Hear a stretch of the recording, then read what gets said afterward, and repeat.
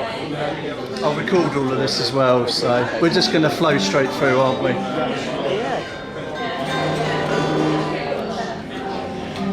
sure. We've got talks about using on the vaccine and different mental health things.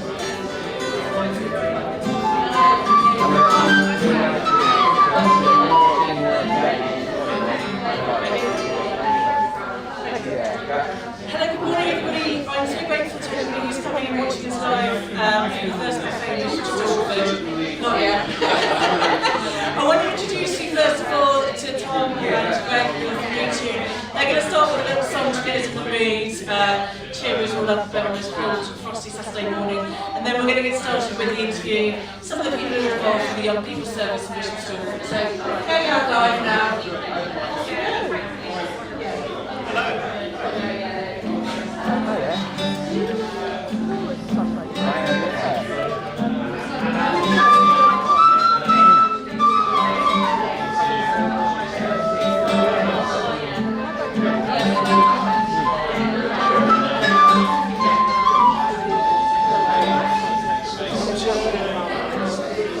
That's the way it happened so naturally.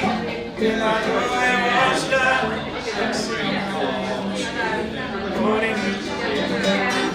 What was I gonna do? I let myself go. Now I'm flying with the stars. This night I'll last forever.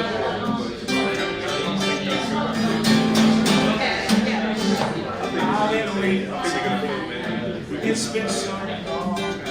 I knew just what I would do when I heard your song. In my heart, screaming free. Ooh, I could not resist. I needed someone.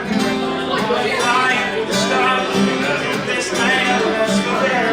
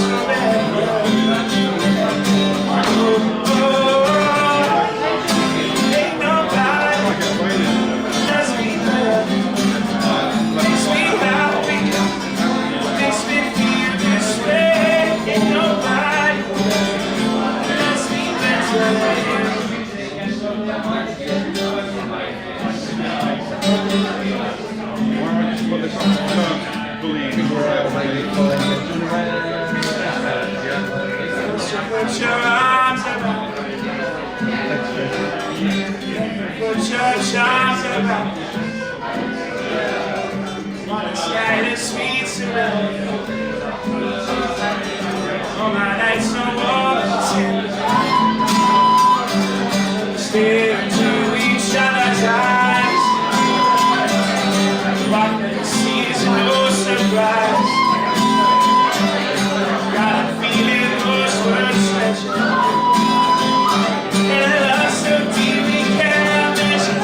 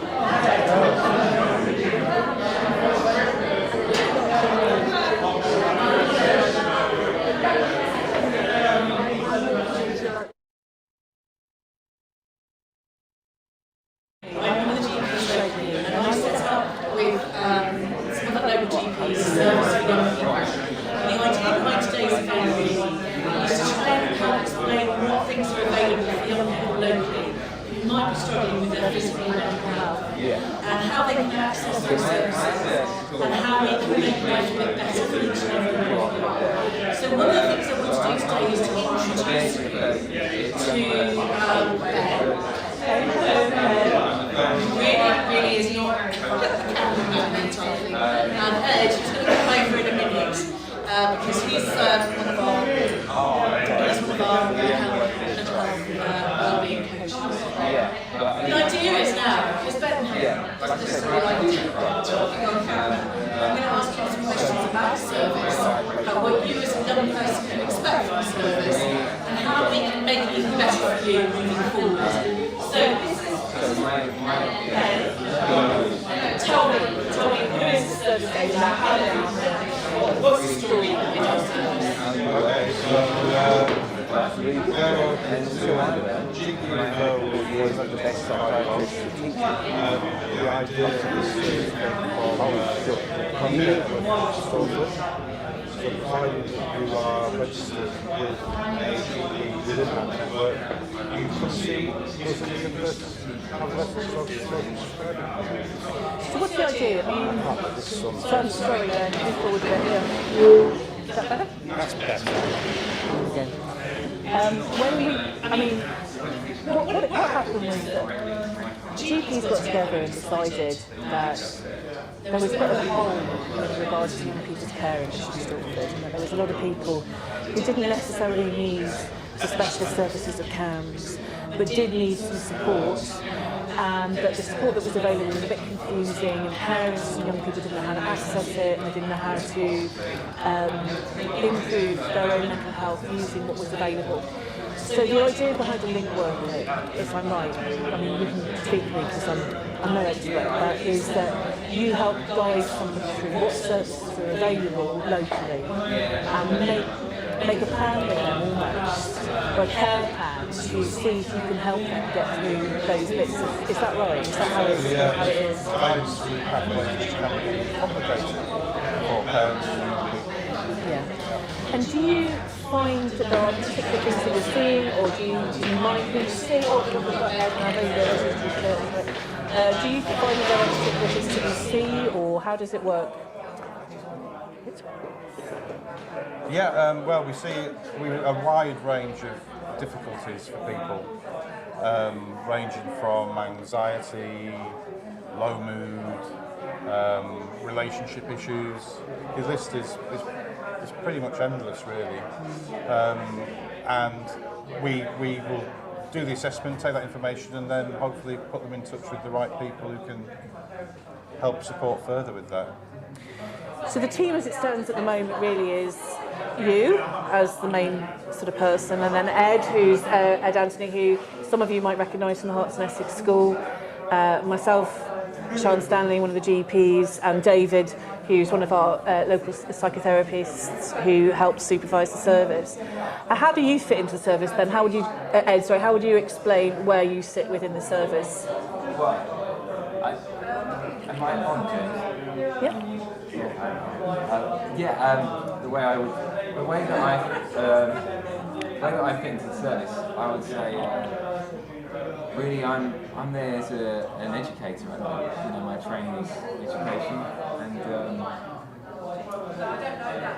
I do what I can to give families a sense of how to maintain high levels of well-being and deal with anxiety and general dysfunction. So the way it works, correct me if I'm wrong, Yes. is that I, as a GP, have got 10 minutes to see somebody. So somebody comes to see me in distress, or a parent might come along, or a friend, or a family member, and they may say, look, I've got these concerns for this person.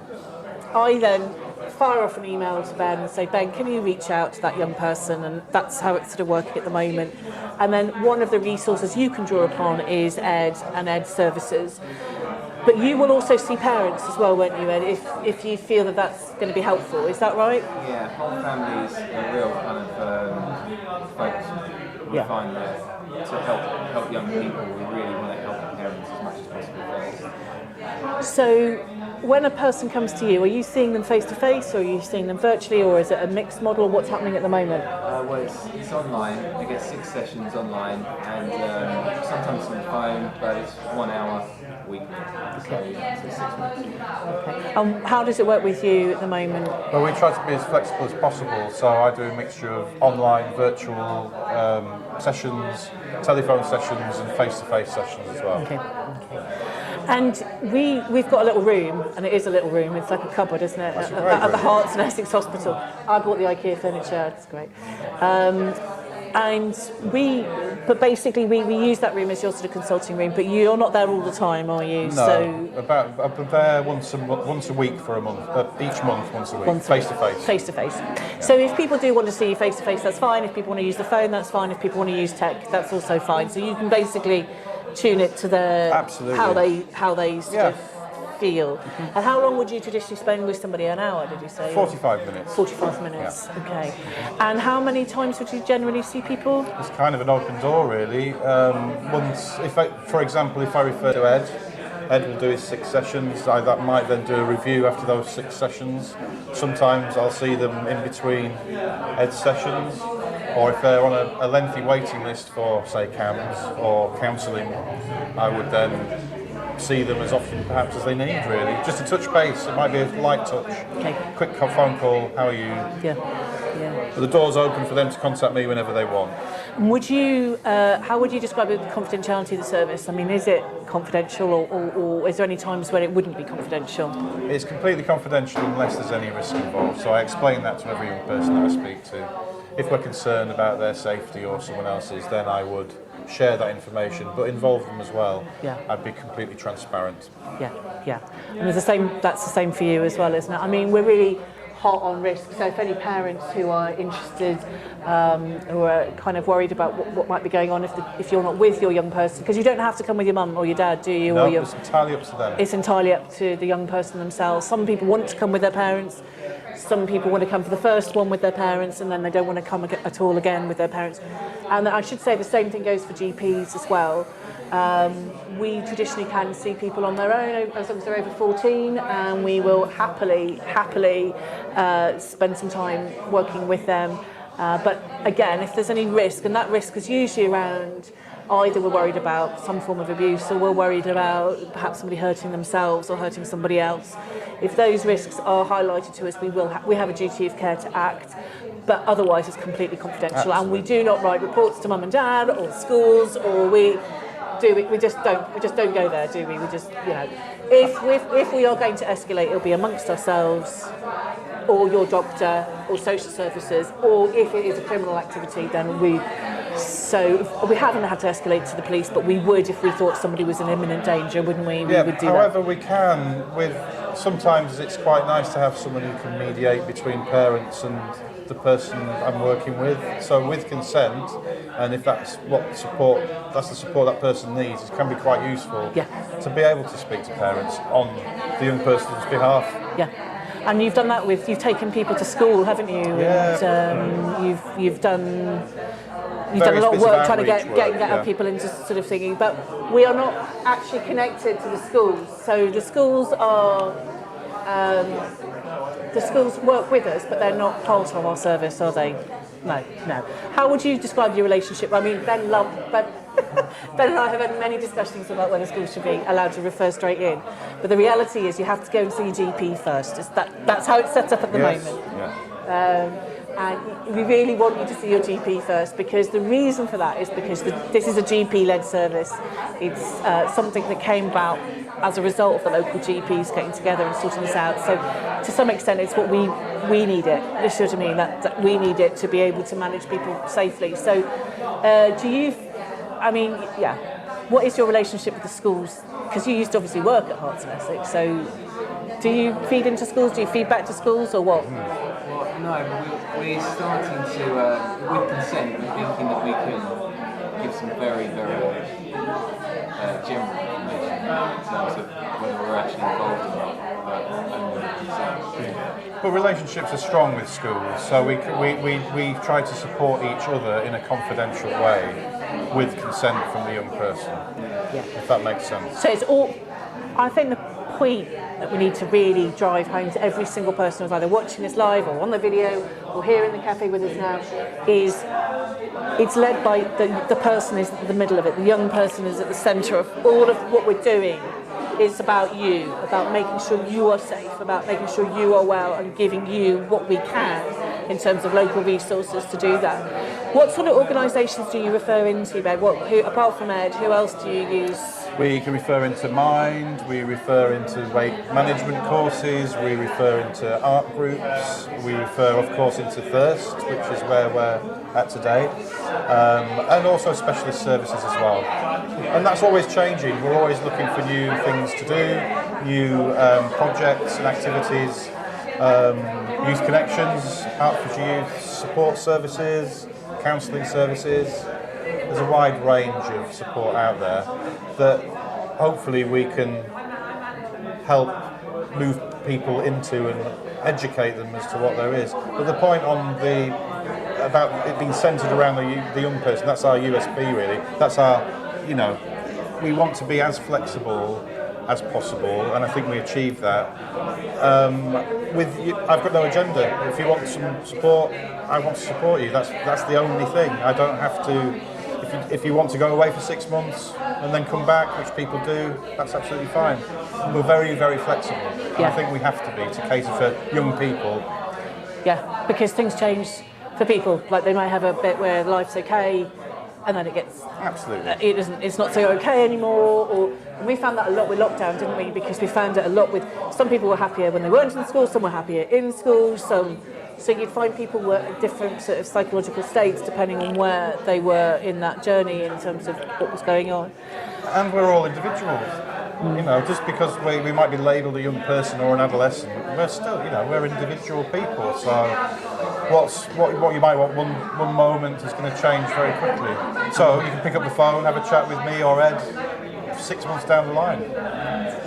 And us, we're always open as GPs as well. So yeah.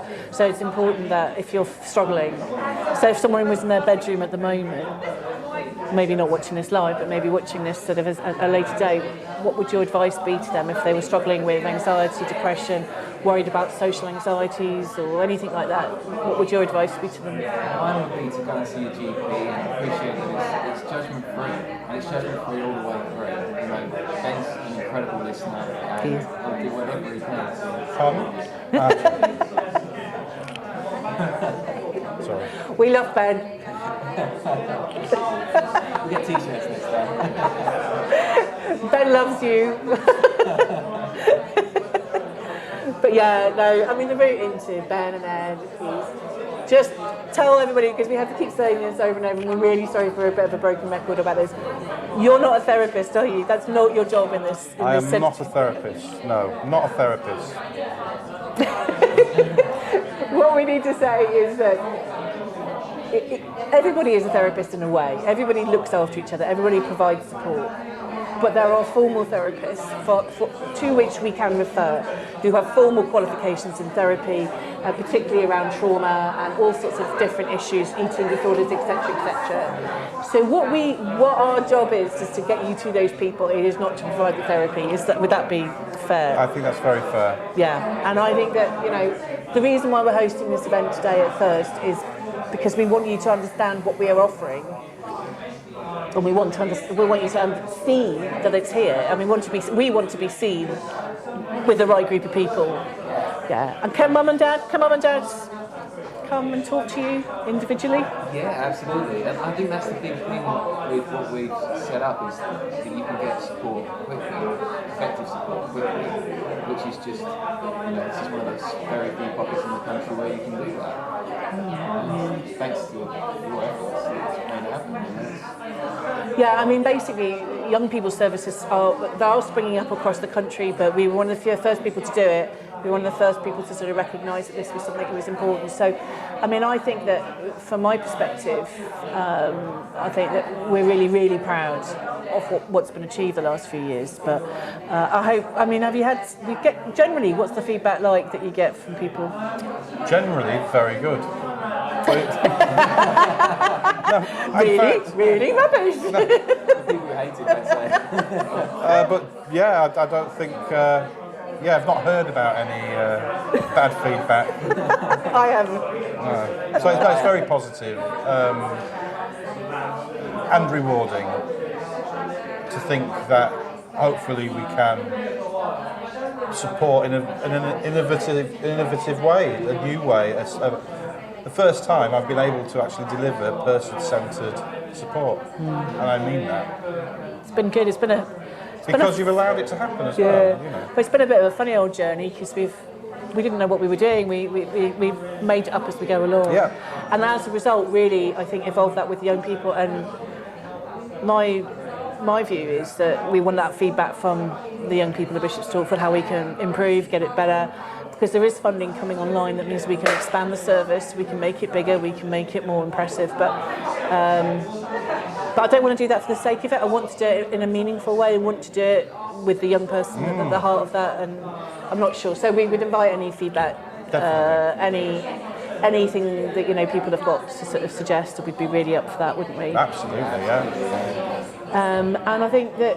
Where do you see the service going? What's our plan? Do we have a plan? Do we have a plan? I think just... We're quite organic. Yeah, I think we're organic. I think it's changing all the time. I think we look at getting more in-house activities if we can, working in partnership with more and more services. Yeah. That's it. That's it. That's what we do. Yeah, yeah. So it will just grow, hopefully. Yeah. And I think that's the thing is you start with a good idea and you let it blossom, and I think that'd be nice to see if there's any services that other people want us to bring in, because we've brought in a new, what's that mentoring program? What tell me about that? What is that at the moment? That's just started. So that's from an organised charity called Transitions UK, and it's the Aspire project. So we can have very limited at the moment spaces for people who perhaps could do with some support in the community. Perhaps if they are having difficulties at home, if they've got anger issues, if perhaps they might have been in trouble with the police, and also victims of that as well. So basically, someone who's very vulnerable could get a mentor for up to 2 years, working once a week quite closely with a goal plan over that span of 2 years. I'm very excited about that, actually. Yeah, and I think that's something that, as a primary care network, we've funded again because we felt that was something that could, although it might not affect a lot of individuals on a single level, it might actually influence quite a lot of people on a wider level, particularly, in a sort of more of a society way, isn't it? Definitely. So that's available for people. What else is available? We've got Busybodies here today. Busybodies Weight Management, so they're going to talk a bit later on, I think, about their programme, weight management programme. We've got Hearth's Youth Futures, which is part of Hertfordshire Mind. They're a fantastic programme there for anybody that isn't in work or education. They will, again, similarly get a long-term mentor with a specific focus of getting them back into education or into employment. They're here today, and I think we've got some counsellors just to talk about what they're going to do later on. And I think we also want to focus on physical health as well, isn't it? So we would help facilitate people going to park run and anything that, and the thing that I think people perhaps don't realise is every week we meet as a group, don't we? And we make sure that everybody's safe and that there's no concerns about any of the young people, just to reassure parents who might be thinking, well, who do they tell? What is it? How does it work? We have very clear protocols about how we make sure that we keep everybody as safe as possible, don't we? And I'm almost bordering on the obsessional about keeping everybody safe and well and making sure that that's okay. But that is part of what we do every week, isn't it? And also we learn from each other. It is quite, if you want to join the team, it's quite good fun. I mean, have quite a nice time on a Tuesday morning. Yeah, I look forward kind to of it. exploring all the different things that we're doing in different ways and making sure that and we look after each other as well, because some of this is quite heavy duty work. Certainly recently I think we've heard some very difficult stuff, and I think that, is there anything you wouldn't want to hear? Is there anything you couldn't hear? Oh, that's just case by case, really, isn't it? Yeah. Personally, I'm okay with anything and everything that's thrown at me. I won't be shocked. I might be a bit shocked inside, but you'll never see it on my face. I'll be like, murder. Right. I might have a moment. But other than murder, I'd probably be okay with most things, would you? Yeah, I think so. As a team, not the way we handle it, the multidisciplinary side of it, we can handle anything. We'll take, yeah, we've pretty much seen it all, taken it all. We haven't had murder yet, but you know, we haven't had it. Not that we know of. We haven't facilitated any murders, and we haven't. No, as far as I'm aware, we're all good. So basically, you want to come in, you want to talk to us about anything, we will do our very level best to try and kind of manoeuvre you around the system to make sure that you get what you need. And if somebody's listening, you know, and about a friend, can they come along with a friend? Yeah, they could come with a friend if that's not a problem at all. Because we've done that before, haven't we? Where somebody's been worried about a friend, and that's been making that young person anxious, and they've then come with that friend. That has happened, hasn't it? Yeah, before? as long as we've got okayed by the GP, it's fine with us. Okay. So I'm going to end this little segment now, unless is there any other brilliant selling points you want to? Can I go? Desperate to wriggle out of this. Just be grateful there's no PowerPoint. Be grateful there's no PowerPoint. Yes. Death by PowerPoint wasn't going to happen this morning. But just, it would be good to recap. Okay. How does a young person get into your service? Speak to your GP and they will refer you to me. How does a young person get into your bit of the service? There'll be Ben will allocate. So Ben, yeah, but can they say to Ben, I really want to go to see Ed. Ed's just what I need. I feel the need for Ed today. It hasn't happened, but they can do it. If they really want to see you, they can request that, okay? And obviously making a GP appointment is fine. Making a GP appointment should be fairly straightforward, but you can do that as a young person yourself. You can get your mum to do it, or you can send an e-consult in. You can do all sorts of different ways of accessing us. So I am going to love you and leave you. Suffice it to say, our door is open. You know what we're trying to do here. I'm not sure. Do we come across professional? We're here. We're here. We're trying to be professional. We are professional. We'll be all right by this afternoon. By this afternoon, we'll be better. Yeah, it'll definitely be better. But thank you very much anyway. Take care. So, I'll be off.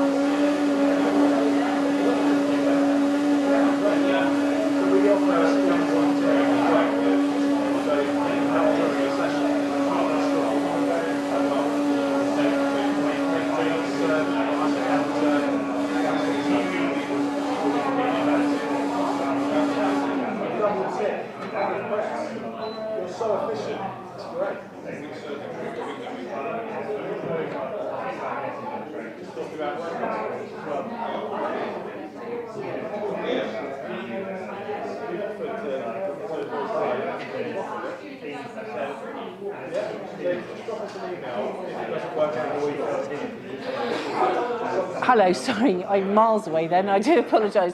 I'm my section now is to talk about various different things that relate to being a doctor and to young people's health. And one of the things I wanted to start off by talking about was just quickly, just to encourage everybody out there to get the vaccination done who's eligible. So that's your over 11s. And I think that from my perspective, it's really safe. It's really important. We know we're still seeing complications of COVID, even in young people. There's this very weird thing that happens where some people get COVID really, really badly, and you won't know until you actually contract COVID whether you're one of those people, and they think it's a genetic variant. So you can't say, oh well, I'm really young and fit and I run every day, therefore I won't possibly get bad COVID. You just don't know, and it can happen to lots of people, and we've certainly seen some very young people get very ill with it. So please get your vaccine done. It will protect your grandparents, it will protect your parents, it will protect your teachers. You might not worry about that, but it will protect a lot of people around you as well. So and you get to go on holiday if you have your vaccines done. So please, please, please get it done. But the main thing I want to talk about today was about anxiety, and about how anxiety can be a real problem for young people in particular, and about understanding anxiety and making sure that any help you can get, you do get with anxiety. So the big thing to remember is that a lot of people have anxiety. A lot of people are very poorly with it. So about 1 in 7 people, young people, will have a mental health problem, and of those, most of that will be anxiety or depression. But we don't see so much depression in young people as we do about anxiety, and that's what we all think we know what anxiety is, but the reality is that actually it's a very specific condition and it has a very specific set of things that go around it, and a very specific set of treatments that are associated with it. So what is it? Well, some people will find that being anxious is a psychological thing, so they just sit and worry all the time. So they pick up an idea, a worry, I call it, and a person who's not anxious will pick up an idea and they'll look at the idea and they'll think, oh crikey, have I turned the hob off? And they'll think, yes, I have turned the hob off, and they'll put the idea back down again. A person with anxiety will pick up the idea of the hob and say, have I turned the hob off? I think I have. No, I'm pretty sure I have. No, I have. But they can't put the idea back down again. They hold on to that idea all day. They'll just ruminate. It's called ruminating. It's this idea that you get something in your mind, a worry, whatever that worry is. For me, it was always the hair tongs, but I'll come back to those later. That you get this worry, and the worry will not go away. No matter what you try and do in terms of rationalising it in your own mind. You think, no, look, even if the hob's on, it's not the end of the world, it will be fine. Yes, but what about the hob? You know, what about this, what about that, what about the next thing? And the problem with an anxiety is it then starts to take over your thought processes, and you feel compelled. So you feel compelled to go and do something about it. And for some people that can turn into obsessive compulsive disorder, of course. They can go from having this idea to going to have to do repeated things to make themselves feel better about that particular anxiety. We all have anxieties. We're supposed to. We're human beings. When we were developing in the evolutionary soup, it was a useful thing to have anxiety. It really was. And it was wonderful to make sure that you had... No, it's cool. No, boys, come in, go down that way, go down that way. It's absolutely fine, no problems at all, honestly. It's lovely to see you. Come in. So, you know, what we do is, we were in this evolutionary soup, and we had to know if there was like a problem with a big bear coming to attack us. So we would have this surge of adrenaline, all this cortisol would go through our body, and then we would run off into the distance and save our own lives. We don't really have a big bear chasing us anymore. We don't have that big bear that we have to know about, but we do still get the same responses to those anxieties. So you take your anxiety and you get this huge swell of adrenaline and cortisol, and all these hormones go whizzing around your body, and a lot of people will feel those very physically. So anxiety is not just this sort of psychological gnawing away of these worries. You're actually having a very physical response to those. And I call that the roller coaster of anxiety, where you're you seem all right, and then suddenly, bang, you go down to this massive dip. And that is because those hormones have made your heart race, they've probably made your stomach feel unsettled, they may have given you a headache, they may have given you a lot of symptoms, a lot of very physical symptoms. And the problem with those physical symptoms, the real issue with it is that you get worse, because you think, oh my God, now I'm ill, on top of everything else, I'm ill. So then you get anxious about the physical symptoms that you're feeling. So again, that all rolls into it.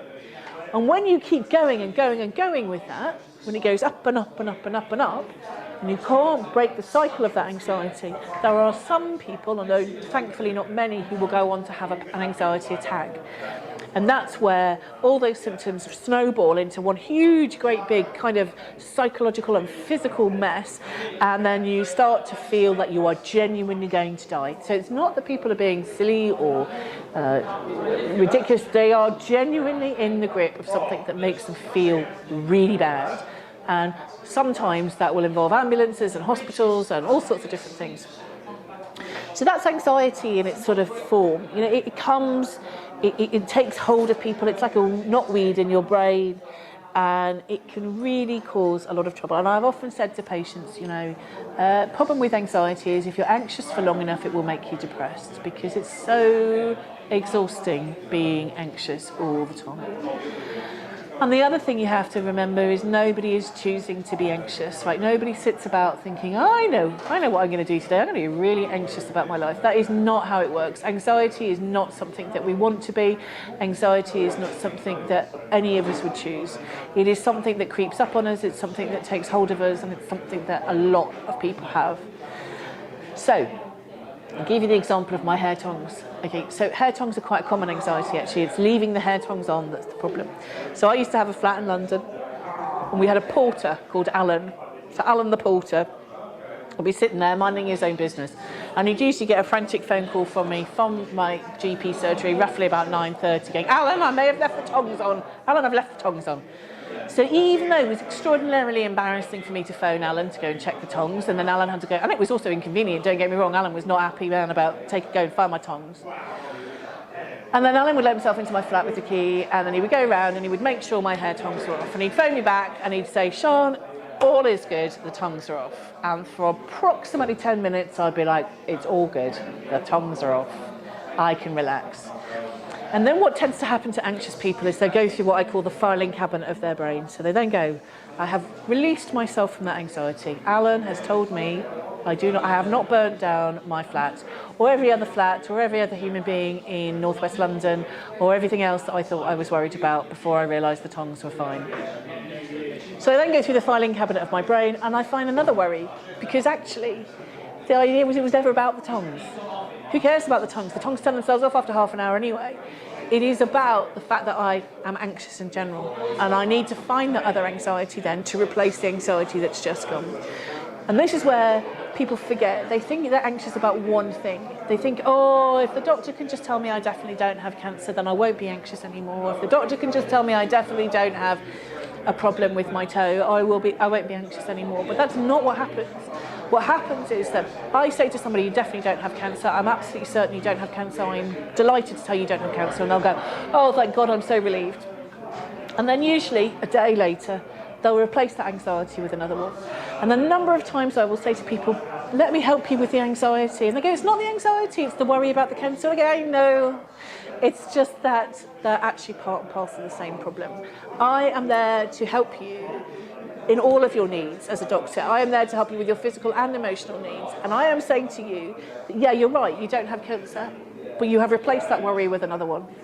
Or what happens is 3 weeks later, your brain tricks itself and it goes, oh, she said I didn't have cancer, but maybe she wasn't on her top form that day, or maybe she just didn't feel the thing I was feeling, or maybe she didn't do this, or maybe she didn't do that.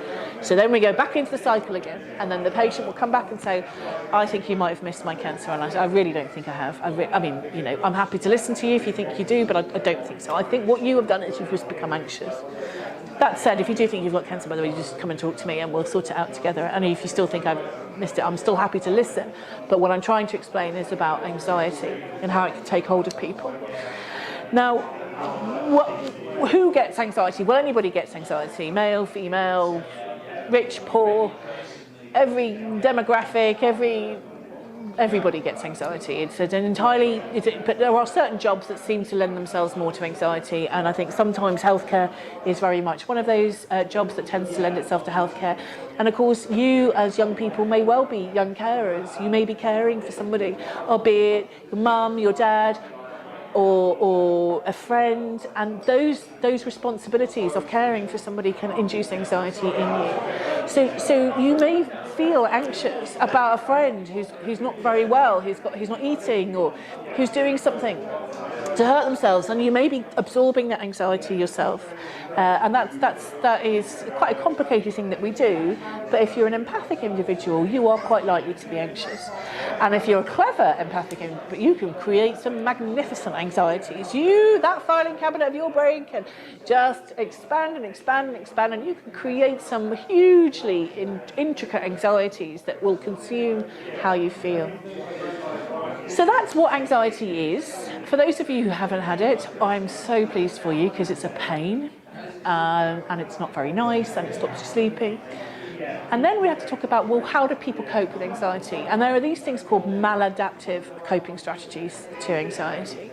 So people will take on things that maybe makes them intermittently feel better, but in the long run is just making them feel worse. So the big ones there are drinking, smoking, substance misuse, self-harming, overeating, undereating, social anxiety, withdrawal, and checking. Checking is another big thing. People get very into checking, like me and my tongs. And so you get these sort of what we call these maladaptive strategies that come into play, and you think for that half an hour that you are feeling better for, you think, great, that's lovely. But the problem is all of those things tend to feed into the anxiety. They don't take it away in any meaningful way in the long term. So you might feel better for a few hours, or you might feel better for a day or so, but then it all comes back, and it usually comes back even harder and more fiercely. And particularly around alcohol and substance misuse, we can really help with that in our service. We've got a lot of contacts with something called CGL, who's our local substance misuse thing. But also, if you have a parent who's got a substance misuse problem or an alcohol problem, they can support you to help them as well, and to help yourself through what could be a very difficult time for you. So those things are all part and parcel of what we can offer at the service. But the point about anxiety is you have to recognise it in yourself. You have to know what is anxiety? Why am I feeling like this? What is triggering it? And then rather than going to those things like self-harm, which a lot of people describe to me as the sort of conversion of that psychological torment into the physical pain, that they by cutting themselves they feel better, because that is giving them a sort of physical outlet for that pain. Problem is that a day or so later you may need to do it again, or 2 days later you may need to do it again, and then you've got a lot of scars, and it's really and the behaviour seems to get more and more, it seems to go up and up and up. So if we say to you, right, okay, you're anxious, so you come to see me and you sit down and you say, Dr. Stanley, I'm anxious. I think that the reason why I'm anxious is X, Y and Z. I've got a few things that I can do that I can help, and I can help with anxiety. I can turn anxiety around in a heartbeat. But it needs you to tell me that that is what is happening. It needs you to come and let me know. And then what I can do is I can give you some medication if that's the right thing to do. So, and I don't mean antidepressants. What I mean is, like, say if you've got all those physical things like the palpitations and such like, I can give you a drug that will slow your heart down and might make you feel physically better. I can refer you into cognitive behavioural therapy, which is a type of therapy that helps people to take hold, you know, where I was talking about picking up and putting down a thought. Okay, so this is what CBT is trying to get you to do. It's trying to get you to pick up that thought, examine the thought, and then put it back down again, and not get consumed by the thought, to be able to break the cycle, and to be able to break the cycle of the unhealthy, maladaptive thingies. And it's called cognitive behavioural therapy, and it's fantastic, and it works really, really well for very anxious people. And the other type of therapy that you might want to consider, we'll talk about later in the day, is around psychotherapy and making sure that that we try and understand why you're anxious, what's driving those anxieties, and looking at aspects of your life and your lifestyle that may be making them worse. So the key thing about it is that it's not that I want to prescribe for anybody and everybody, I really don't, and particularly the under 18s, we have to do it on advice from child and adolescent mental health services. And anxiety can be so crippling for some people that is the right thing to do. But for a vast majority of people, pills aren't the solution. Pills sort of are only part of the solution, and they will increase your capacity to be able to take on board the therapies. Because some people are so anxious that you can't even sit them down and do the therapy because the anxiety is just so high. So you use the medications to try and get the psyche a little bit cooler, a bit calmer, and enable them to then come on board with you on a journey of therapy and make sure that things improve. And the bottom line about all of this, the absolute bottom line is that you can help anxiety, but don't let it take hold. It's difficult for me, much more difficult for me, if you are not sorting it out early on. So if it gets in a very well-established pattern, it's much more difficult to break that pattern than if we catch you very early on. So if you are anxious, we can teach you techniques, and Ben works with lots of people who can help through either sport or therapy or art or music, all sorts of things that can help break that cycle for you and help bring you back to the place that you want to be as a psychologically healthy person. And I cannot emphasise enough that we are absolutely here to talk about those anxieties with you.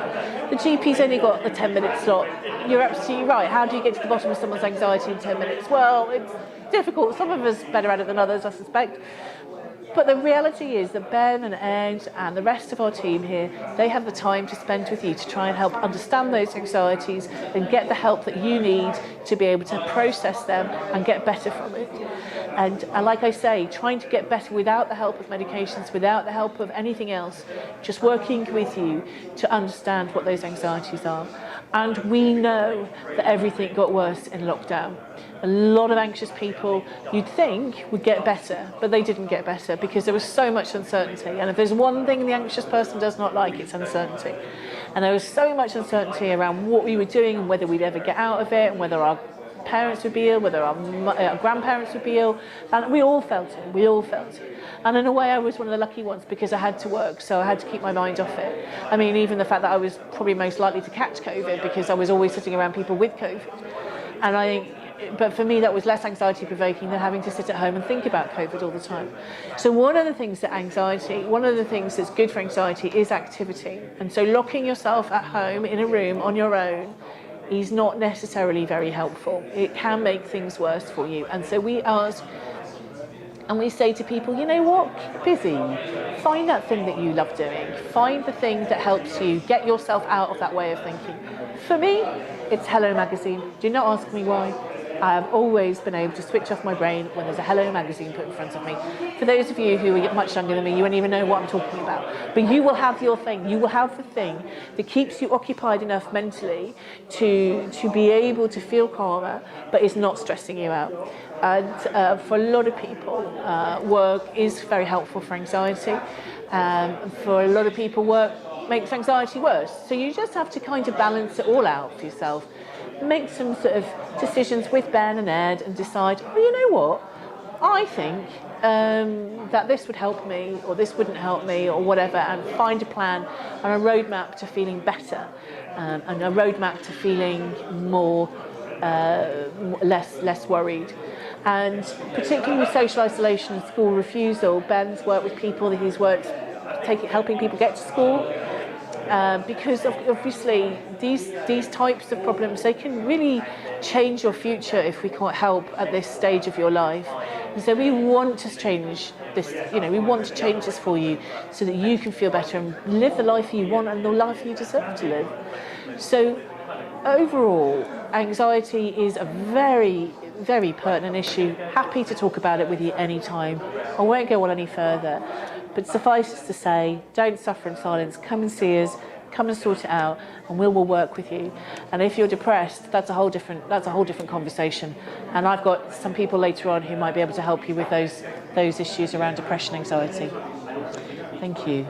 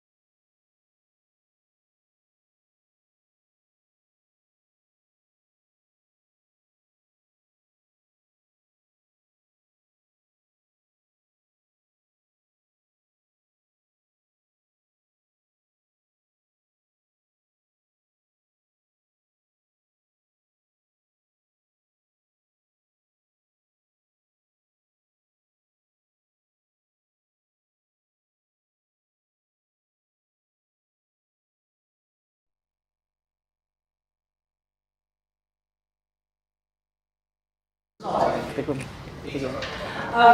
Hello everybody, I'm not sure if anybody's watching, but if you are, we're back. We're talking to some what we call providers of healthcare that have come into the Hearst Cafe today to talk about their services. And one of the things we wanted to do was just to chat with them about what was available. So I've got Michelle from Beauty Bodies here, and I've got Nat, who's one of the GPs. I think we've got Dr. Jennings. Is that what your actual title is? Yeah, from Much Haddam Health Centre. So a different GP to me.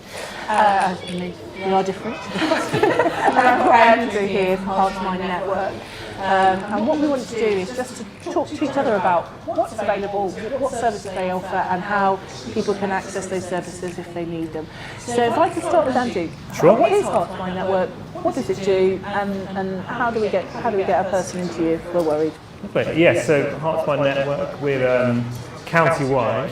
We have 7 different centres around, so we have like Letchworth, Ware, Watford, a few others, I can't remember all of them, quite new.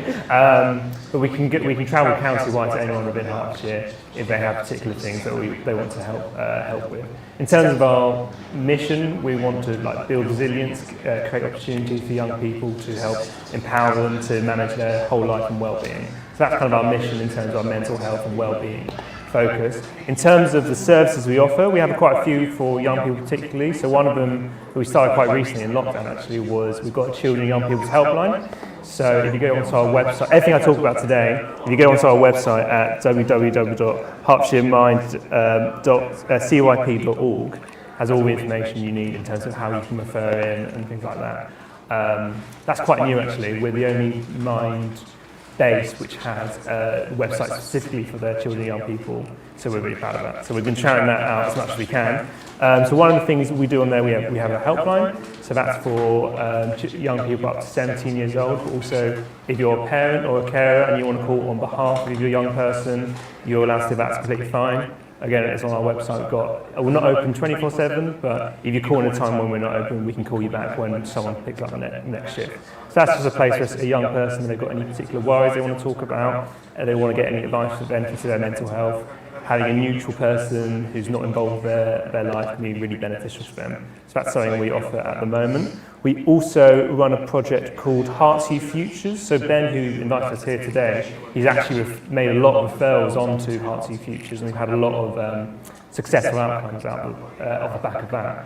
So the idea of Hearts-U Futures is to help young people who have barriers to education, training or work. So it's young people who either aren't in education, training or work or at risk of disengaging with the system. So what that is, it's a one-to-one mentoring. So it's a young person who wants to get into certain things with employability. It's whatever they want to do, we can support them with that. So we give them support with their mental health, but also try and get a successful outcome into making them work or get them to educate themselves in something they're interested in. So if anyone's interested in referring someone onto that, we get referrals from schools quite a lot, we get referrals from GPs.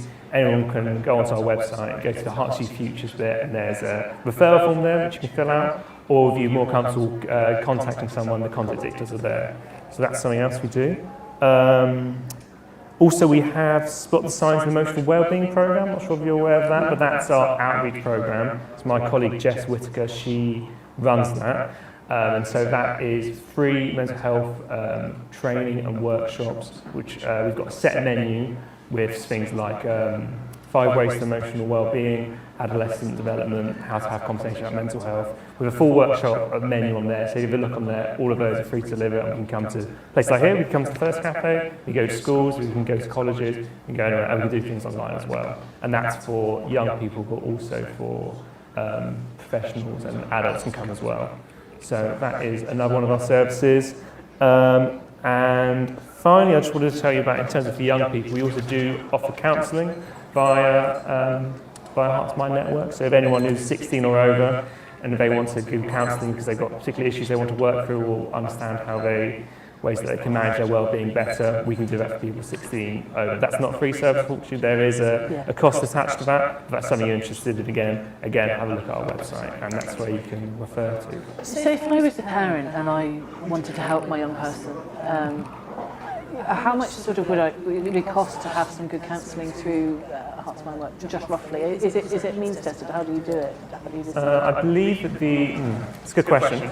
I believe that the initial assessment is £40, and then sessions after that either £20 or £40. I'm not quite sure. I'm like certain. But that's it's a good ballpark figure. Isn't it? You're not talking thousands. You're talking reduced. That's quite a reduced rate, isn't it, for therapy as a rule? So you know that's quite good. Yeah. And we do see, like, in terms of our services, we like to think that as a charity we can take some of the pressure off the statutory services. Yeah. So if GPs, surgeries, etc. overrun, they can maybe come to us instead and get the same help they could get elsewhere.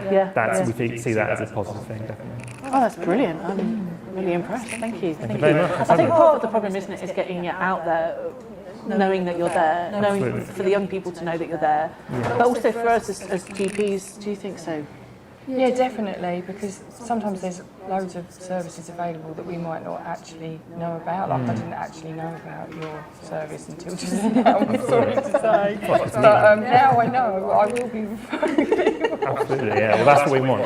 Well, I think the thing is, do you find this, Nat, that you get bombarded with various leaflets and you get like this whole stream and lots of really good work out there, and we're not necessarily plugging people in, not because we're not trying, but because we don't necessarily know. Yeah, and you can't hold everything in your brain. But, well, with that in mind, actually, we've got on our website, you might be able to see it here, I've got it printed out, but we've got a signposting guide that we have. So the idea of that is just like you said, like there are loads of services out there, but it's hard to remember all of them. So if you have like a list here which has which is dedicated to certain different mental health problems, it's a nice way to refer people on. So I use this a lot whenever we're on the helpline. We'll look into this and look to see if we can meet the needs that people are talking to. And the helpline, how well, it sounds awful, but if you were suicidal, for example, if you were feeling really bad, would that be an appropriate place to phone, or would you be able to signpost them into Samaritans or call 999 if you were really worried? Yeah. That's good to know as well. So in other words, what we're trying to get to is that place of there being no wrong front door, where if somebody phones your line, you know, they don't say, oh, actually, you've got to call this number. You can just deal with it for them and everything like that. Oh, cool. That's really good to know as well. Yes, all good. Have you got some cards? Yes, absolutely. Yeah. definitely. Because I mean, we look after a lot of risk and everything like that, so it's good to know whether there's people who help us with that risk as well, particularly if we're worried about somebody. So I'm going to ask Michelle some of the similar questions. So you're part of Busybodies, is that right? Yes. But how do you? Busybodies. Busybodies. Here we go. Busybodies, right? Busybodies. Busybodies. And tell me about Busybodies then. Tell me what the aim of Busybodies is and how it can help young people. Okay, so Busybodies is a healthy lifestyle and weight management organisation. We're funded by Hertfordshire County Council. All of our services are free, and we're there to support families with children from 5 to 15 who have a high BMI and maybe classed as overweight, and they need some support to maybe make some small changes and some habit changes and to encourage them to lead a healthier lifestyle, but as a family as well, so we get the whole family involved, so it's not just about the child, because obviously it's really important that we get everyone on the same page and working together, and it can really help to bond the family together as well at the same time. And it's a really fun, we have a few different services, so we have a 12-week programme which is Busy Families, and as I say, that's for the 5 to 15, and we're all around Hertfordshire. We're now out face-to-face, so our programmes are dotted about Hertfordshire, so we've got in Cheshunt and Watford and Borehamwood and Welling and Stevenage, so all over the place. But you know, if people can't get out and about, because obviously we appreciate that some people may not have transport and it might not be easy for them to get out, we do have Busy Live, so that's our webinar version of our Busy Families. Yeah, it just helps us to reach more families across Hertfordshire, so we have that as well. So that's a webinar, and again that's for the 12 weeks. We also have a light service, so our Busy Light one-to-one service. So that's a 1 hour session with a wellbeing coordinator or a nutritionist. So just if you feel you just need a bit of a light touch, maybe a little kickstart, you have that hour conversation with us, talk through what your main priorities are, what we feel we can support you with. And then we'll have a follow-up appointment a month later to check in, see how things are going. And obviously if things come up that we feel we can't support you with, then we can signpost to other services like yourselves at Mind, you know, and I've used that signposting guide before as well with lots of services because you not always remember everything. No.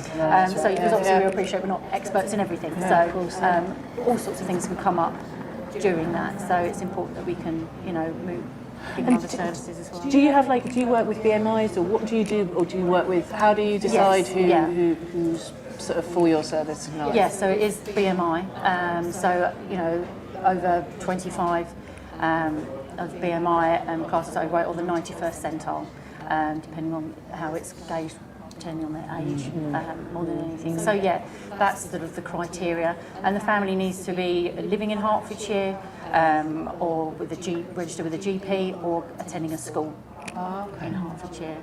And they can, a lot of our families are referred by GPs or school nurses or maybe social workers or social prescribers, all sorts of different professionals. But they can also refer themselves, which I think is really important as well. So if you recognise yourselves that you're, you know, in a family that you feel you need that kind of support, then you can go onto our website, which is busybodies.co.uk, and we've got a really simple, straightforward online referral form there as well that they can fill out. And have you had a lot of success? I mean, have you managed to help a lot of people? Or? Yeah, I think we do, and I think the important thing is it's helped families to realise that you don't have to make massive changes. It's small changes, and it's, you know, changing habits and routines that can help to just tweak things sometimes. It can be just getting that balance right between sort of, you know, healthy eating, physical activity, and also your mental health. And it's very individual to every family. So it's working with them and working out what it works best for them, what little changes they need to make to help them to lead a healthier lifestyle. That's really interesting. And how long have you been in existence for? Why don't I know about you? You guys have been around for a long time, haven't you? Yes, yeah. Are you around for about 5 years? It's been longer than that. I think from sort of very beginning, we're talking sort of 12 years from the absolute beginning, but more in recent years become, you know, obviously. So you're a more charity. frequent. You're a charity or you're run by the county council. Yeah, we're funded by county council. So it's in a branch of the county council, sort of what the sort of public health England thing. That's amazing. So if a young person's struggling with weight, or no, it's fine, don't worry, come in.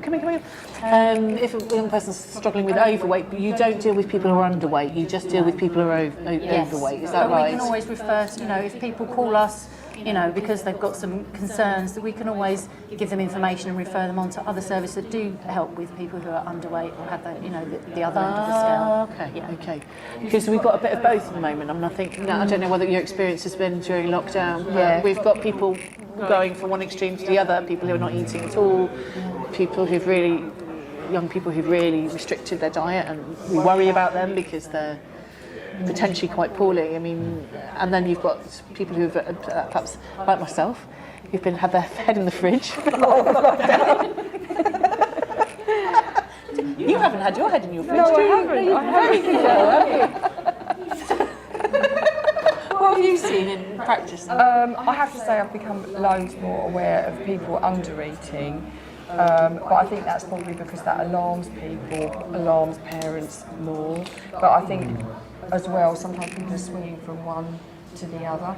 So I might maybe try and steer people towards your service, you know, in a way, even if they are losing weight, are they doing it in a safe way, or are they going to go from being overweight to then having an eating disorder? It's really difficult to find that balance, isn't it? And I think it's really important, like we say, it's about sustainable change and lifestyle change, and not that quick fix. And as I say, it can just be some really small changes that can make such a difference, but it's something that then becomes just part of your everyday life and your everyday routine, and normalises it, and that's just how you live your life moving forward, and it can really make such a difference to reducing any illnesses, you know, later on in life as an adult. Yeah, and it's not just the physical health, it's the low self-esteem and everything. Absolutely. Self-esteem. Very much so. Going back to Andrew, What's your demand been like? Do you know what your demand's been like during COVID? Because we know that there's been a lot. We've certainly had a massive surge in young people with mental health problems, and I just wondered if you'd experienced something similar or. It's difficult to say too. Actually, I've only started 2 months ago myself, so I'm quite new to it. But in terms of what we hear about when I'm say around meetings with pastoral leads at schools and things like that, we're hearing a lot of people saying like issues are coming out off the back of COVID in terms of maybe. Lack of attendance, disordered eating, something that's come up a few times, and in terms of people's resilience as well, the people who are so used to being at home and not used to being challenged in schools. Yeah, we're definitely seeing an increase. In terms of like for our services, I think we're a good level in terms of sustainable levels that we can meet the people who are coming to us. So you're coping. We're coping, I'd say. Yeah. That's good to know actually, because I think a lot of people have been quite swamped actually by some of the demand we have. Yeah, no, I think the only reason I think the only reason you're not swamped is maybe because not everybody knows about it. No, they do. That's why we're here. So what do you want? And I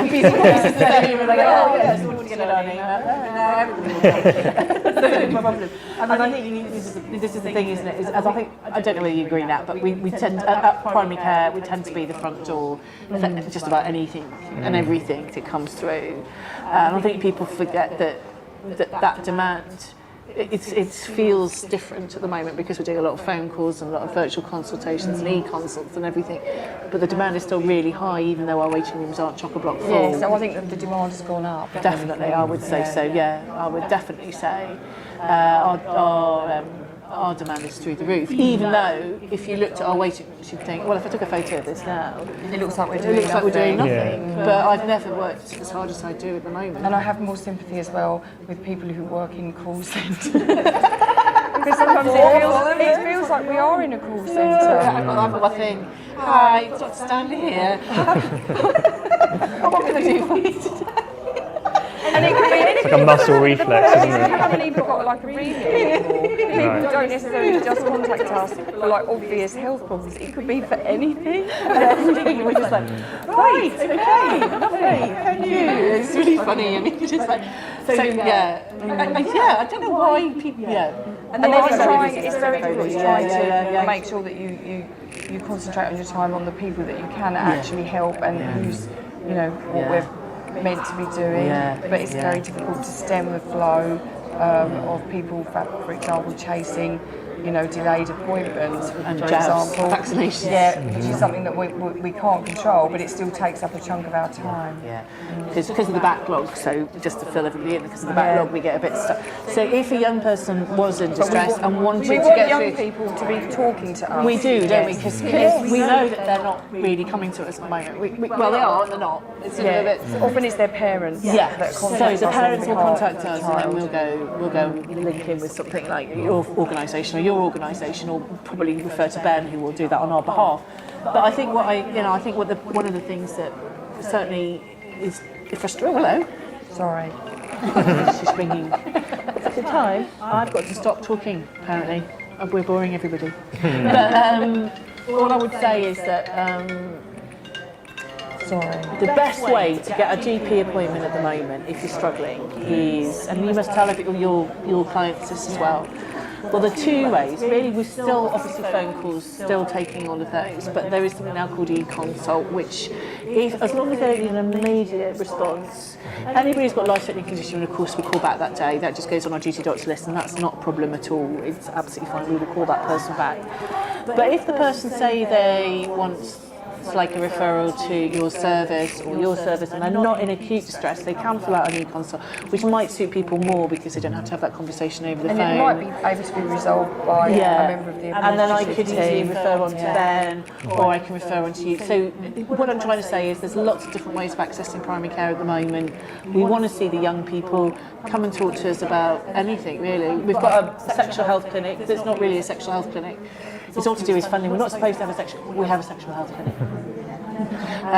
So Claire, who came earlier, we call her Claire with the hair. She's got purple hair. She's amazing, and she'll talk to you all that. Me and Nat are all up to date on our family planning and everything like that. So, you know, whatever you need as a young person, we can access it through primary care. And if it's referring on to you guys, and that's the right thing to do, we can do it. So, and actually, that's another really good point. We're starting up another team project called Be Youth, and that's a really good co-production project that we're trying to do with young people, and it's about them, about what's going on in their lives. Obviously, we're going to be putting in some of that nutrition, physical activity stuff in amongst that, but it's also about them having a voice and being able to talk about what's going on for them as teenagers in their life, and what support they feel is or isn't out there, and all of that. So that's another really important thing that we're starting up this year as well. That's really good. Thank you. I just want to say a massive thank you to both of you for coming today, actually, because whilst I don't think we had a lot of footfall, I think what we've done is we've reached out to each other and we've learned a lot. So that's the most important thing for me. Absolutely. Is that all right? Thanks for having us. Yeah, I really appreciate it. Take care.